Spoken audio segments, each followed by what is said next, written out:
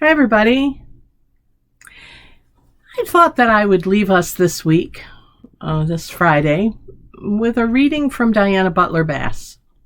It's a little longer and more prosaic than, although her prose is very poetic, so you call it what you want. But it's titled Epiphany Now. The extraordinary season is upon us. She wrote it on January 12th last week, but it pertains to this whole time, as she explains. And it just struck me in its beauty and its simplicity. So I thought I would share it as we head into this weekend together, okay? On January 5th, the eve of Epiphany, I went for a night walk.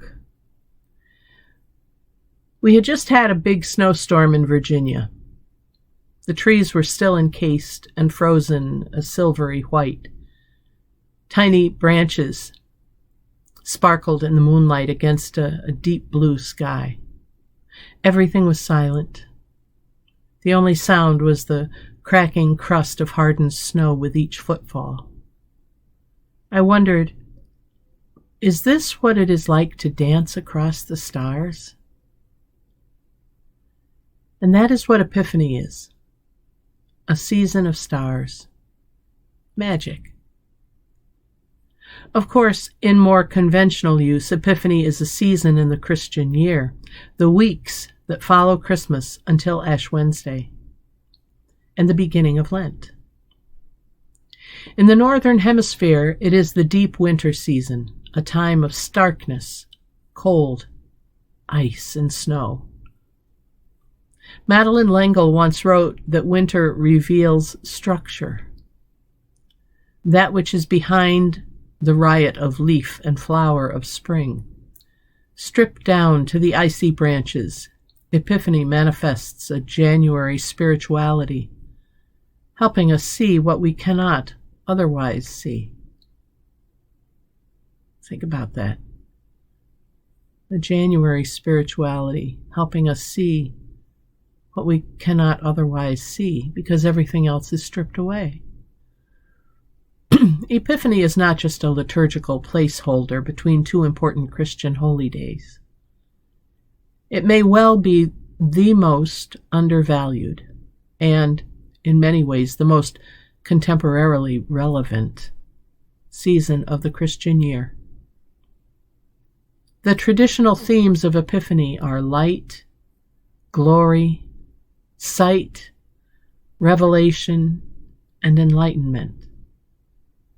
The seasonal cycle begins with the story of the Magi, 3 wise mystics following a star, a journey that takes them to Jesus, God's promise birthed into the world, wonder embodied as a tiny child.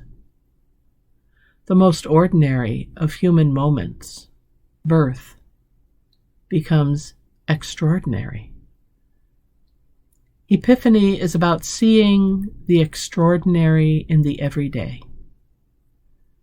Some Christians call Epiphany ordinary time, but there's nothing ordinary about it. Week after week, with each story presented in the yearly lectionary, what seems ordinary is revealed as something extraordinary.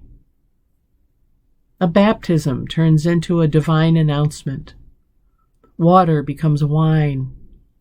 Reading holy words introduces a prophet of the kingdom. A day's laborious fishing breaks the nets with a great catch.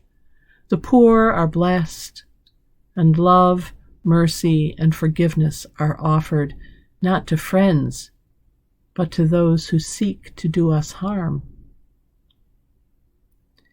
Epiphany is a cracking of the ice underfoot. The frozen world starts giving way to something else. The branches sparkle in the moonlight. A star leads to a barn. The beauty of the deep structure of things is revealed. We begin to wonder, maybe every baptism announces God's love. Maybe water always has been wine. Maybe we are all prophets of liberation. Maybe every day's work holds abundance. The poor and sad and persecuted have always been the blessed. Perhaps we are always dancing on the stars and just don't notice. Not until an epiphany. It is far more than a day. It isn't just the weeks following Christmas or the Magi visit. This is the season of extraordinary time, the inbreaking of creation's promise. This epiphany, this seeing, this glory of the cosmos manifested here and now. Indeed, Epiphany is best expressed through paint and poetry and imprecise preaching. It is the delight of theologians, of imagination, and children playing in snow. I suspect that is why it is largely ignored by those who have lost the sense that faith is magical and that miracles are real. But Epiphany is real. And you know it is real because of a single, powerful, and relevant truth. Each of its miracles is met by a violent counterforce bent on extinguishing the extraordinary. Read that again. You know it is real because of a single, powerful, and relevant truth.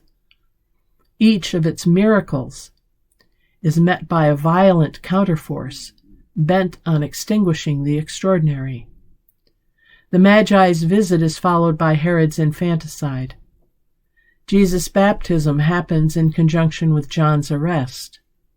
The miracle of water and wine is followed by an angry encounter with religious profiteers. Proclamation of the kingdom results in a mob attempting to throw the prophet off a cliff. The great catch of fish causes the disciples to abandon their families and jobs. Blessings are followed by woes. And the call for mercy and forgiveness is countered with vicious rumors and the hatching of a plot to do away with Jesus.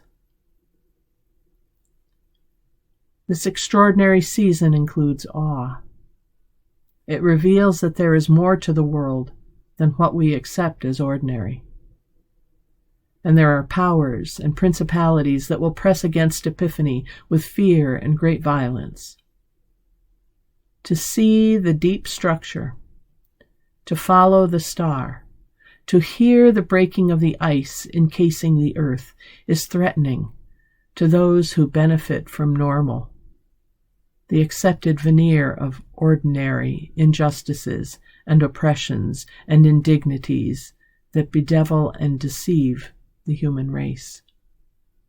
And thus, Epiphany is the season we need now. We need its clarity, its sharp starkness. Maybe our moment in history is an epiphany. The ordinary is being pulled back to reveal that which has been hidden from view. The mundane is charged with meaning, and epiphanies are everywhere. It is as if the universe has cracked open with truth and terror. We live in awful and awe-filled times. For some of what we know as ordinary has become the gateway to glory. And some of what we've accepted as ordinary is only another guise of vainglory. It takes an epiphany to reveal which is which, to know the deepest love in the world and live in the tailings of the star.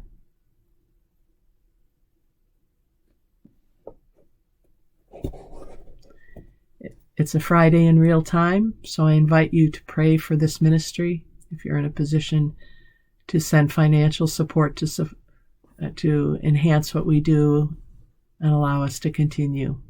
That information is found at the end of this video. Other than that, I have nothing to add to my sister, Diana Butler Bass. It is the season of Epiphany. I hope you have a wonderful weekend.